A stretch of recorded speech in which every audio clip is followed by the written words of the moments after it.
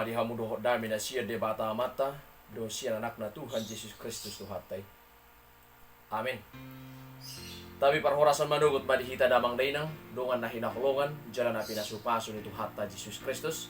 Salam sehat. Saudara yang kekasih dan yang dicintai oleh Tuhan kita Yesus Kristus, sebelum kita memulai aktivitas kita sepanjang hari ini, mari kita ambil waktu untuk bersekutu dengan Tuhan melalui firman-Nya. Firman Tuhan yang tertulis dalam Yesaya 41 ayat yang ke-14. Demikian kebenaran firman. Janganlah takut, hai si cacing Yakub, hai si ulat Israel. Akulah yang menolong engkau. Demikianlah firman Tuhan. Yang menebus engkau ialah yang Maha Kudus, Allah Israel. Demikian kebenaran firman. Saudaraku yang kekasih dan yang dicintai oleh Tuhan kita Yesus Kristus, pada nas sebelumnya Yesaya menegaskan bahwa hanya Allah yang berdaulat di muka bumi ini. Pada bagian ini Allah mengeluarkan pernyataan yang indah, yaitu Ia akan memberi kemenangan bagi umatnya Israel. Ayat 10 dan ayat yang ke-16. Allah melakukan hal itu karena ikatan perjanjian dengan Israel, umat kesayangannya. Tuhan tidak pernah ingkar janji walaupun Israel terus-menerus tidak setia. Dalam kenyataannya, cinta kasih manusia kepada Allah mudah berubah. Cintanya dikala senang dan dikala susah berbeda-beda. Meskipun dikatakan umat begitu mencintai Allah, namun faktanya beberapa kali mereka memberontak kepada Allah. Berbeda halnya dengan cinta kasih Allah kepada umatnya. Meskipun umat pilihannya memberontak kepadanya, namun kasih Allah tidak pernah berubah dan tetap untuk selama-lamanya. Hukuman merupakan salah satu bentuk cinta kasih Allah kepada umat pilihannya. Dalam keadilannya, Allah memberi hukuman. Ingat, kasih-Nya tidak berubah. Di ayat yang 10 dikatakan, jangan takut, sebab aku menyertai engkau. Jangan bimbang, aku akan meneguhkan, bahkan akan menolong engkau. Saudara yang kekasih, dalam nas kita dikatakan cacing dan ulat. Sebutan ini dikenakan kepada Yakub atau juga kepada orang Israel.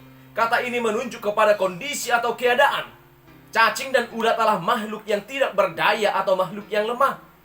Hal itu membuktikan dirinya sebagai makhluk hidup yang tidak sanggup mempertahankan dirinya sendiri dari ancaman dan bahaya. Makhluk yang oleh manusia secara umum dianggap sebagai makhluk yang menjijikkan. Kedua makhluk tersebut pada prinsipnya membutuhkan pertolongan untuk dapat selamat. Bila tidak, si cacing akan mati kepanasan atau si ulat akan mati terinjak-injak. Hal ini hendak menegaskan bahwa tanpa Allah, Israel adalah selemah cacing dan sehina ulat. Si cacing Yakub dan si ulat Israel menunjukkan bahwa karena dosa manusia menjadi sangat tidak berharga di hadapan Allah.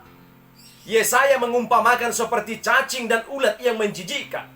Hanya belas kasihan dan anugerahnya umat memperoleh pertolongan, bahkan dihormati sebagai hamba yang dikasihi dan layak melayani Allah yang Maha Kudus.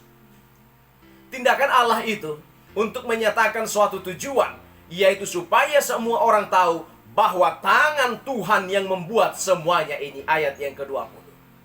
Saudara yang kekasih, Israel dipanggil untuk tidak takut terhadap semua musuh mereka. Walaupun Israel kecil bagaikan cacing dan ulat, Allah akan menebus dan menolong mereka. Penebus berarti penuntut darah. Orang yang menebus kerabatnya yang oleh karena hutang dicebloskan ke dalam penjara, orang yang membela janda. Kita lihat dalam Rut 2 ayat yang ke-20. Kata itu dimaksudkan untuk Allah dan hendak menyatakan Tuhan sebagai pelindung orang yang tertindas dan pembebas umatnya. Saudaraku yang kekasih, berharap kepada Tuhan ialah mempercayakan sepenuhnya kehidupan kita kepadanya. Hal itu meliputi juga memandang Dia sebagai sumber pertolongan dan kasih karunia ketika diperlukan. Kita buka dalam Mazmur 25 ayat 3 dan ayat 5. Orang yang berharap kepada Tuhan dijanjikan yang pertama, kekuatan Allah menyegarkan mereka di tengah-tengah kelelahan dan kelemahan, penderitaan dan percobaan. Janji yang pertama, kekuatan Allah untuk menyegarkan mereka di tengah-tengah kelelahan, kelemahan, penderitaan dan pencobaan. Yang kedua, kemampuan untuk mengatasi persoalan-persoalan mereka bagaikan raja wali yang terbang naik ke atas. Dan yang ketiga, kesanggupan untuk berlari secara rohani tanpa merasa lelah dan terus berjalan maju tanpa merasa letih bila Allah menangguhkan pertolongannya. Allah berjanji bahwa jikalau umatnya dengan sabar mengandalkan Dia, maka Dia akan memberikan apapun yang mereka perlukan untuk menolong mereka senantiasa. 1 Petrus 1 ayat yang kelima. Saudara yang kekasih, para musuh akan dipermalukan dan mulut mereka akan dibungkam sehingga tidak berdaya melawan umat Tuhan. Musuh Israel akan dihancurkan dan diserahkan ke penjuru dunia. Israel akan bersukaria di dalam Tuhan. Tidak sulit baginya, tidak sulit bagi Tuhan memberikan kemenangan bagi siapa saja yang berkenan kepadanya, sebab Ia adalah penguasa bangsa-bangsa dan alam semesta. Ayat 1 dan ayat 5. Saudara yang kekasih dan yang dicintai Yesus Kristus, janji kemenangan dari Allah bagi umatnya saat menghadapi musuh, saat menghadapi masalah dan pergumulan dalam hidupnya sehari-hari pasti digenapi. Hal ini berlaku bukan hanya bagi bangsa Israel, namun juga bagi kita di masa kini. Pada zaman modern pun, Allah tetap berkuasa memberikan kemenangan bagi anak-anaknya dalam mengatasi kemelut persoalan hidup sehari-hari, karena Ia adalah penguasa alam semesta, bumi dan segala isinya. Kita tidak mungkin mengalami kemenangan dari Allah jika kita tidak percaya kepada firman-Nya. Dari firman-Nya kita belajar siapa Dia dan apa yang telah diperbuatnya bagi umatnya. Saudara yang kekasih, apapun yang terjadi dalam hidupmu, dalam hidup kita, imanilah bahwa Tuhan sangat mengasihani kita dan tidak pernah meninggalkan kita. Tuhan kita adalah Tuhan yang setia dengan perjanjiannya kepada kita. Tidak akan pernah Tuhan meninggalkan kita begitu saja, tetapi kebanyakan malah kita yang meninggalkan Tuhan. Oleh karena itu, ketika kita menghadapi keadaan yang sukar, ingatlah janji Tuhan bahwa Tuhan tidak akan pernah meninggalkan kita. Marilah kita berdiri teguh, tidak bimbang, tidak takut, tetapi percaya kepada Tuhan dan Ia akan memberikan kemenangan kepada kita. Tuhan Yesus juga bersabda di dalam Matius 28 ayat yang ke-20 berkata, "Dan ketahuilah, Aku akan menyertai kamu senantiasa sampai kepada akhir zaman."